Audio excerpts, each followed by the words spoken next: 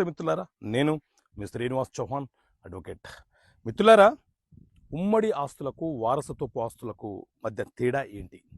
ఉమ్మడి ఆస్తులు అంటే తండ్రి బ్రతికి ఉన్నప్పుడు తండ్రితో పాటు కుమారులు అందరూ, లేకపోతే తండ్రి చనిపోయిన తర్వాత కుమారులు అందరూ కష్టపడి ఒక వ్యాపార సంస్థ నుంచి వచ్చే లాభాల ద్వారా ఏదైనా ఒక ప్రాపర్టీ కొనుగోలు చేసి ఏ ఒక సోదరుడి పేరు మీద రిజిస్ట్రేషన్ చేసుకుంటే ఆ సోదరుడు మనకు వాటా ఇవ్వలేని పరిస్థితిలో ఉన్నప్పుడు మనము న్యాయస్థానంలో కేసు ఫైల్ చేసి వాటా అడిగే హక్కు మనకు ఉంటుంది.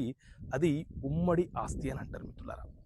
ఈ ఉమ్మడి ఆస్తిలో ఎవరైతే వాటా కోరుతూ కేసు ఫైల్ చేసినారో వాళ్ళు ఇది ఉమ్మడి joint family property, joint income ద్వారా కొనుగోలు చేసిన ప్రాపర్టీ అని ప్రూవ్ చేసుకునే బాధ్యత వాళ్ళకు ఉంటుంది మిత్రులారా.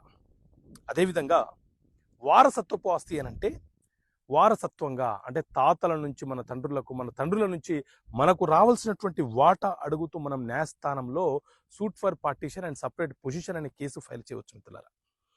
సో ఈ కేసు ఫైల్ చేసినప్పుడు వారసత్వంగా వచ్చినట్లు మనము కొన్ని డాక్యుమెంట్లను, మాన్యువల్ పహానీలను సేకరణ చేసుకొని కోర్టులో మనం కేసు ఫైల్ చేస్తే తండ్రికి ఎంతమంది వారసులు ఉన్నామో ఆ వారసులందరికీ కూడా చట్టబద్ధంగా సమాన వాటా వస్తుంది. ఇది వారసత్వపు ఆస్తి. ఓకే మిత్రులారా, థ్యాంక్ యూ. జై హింద్.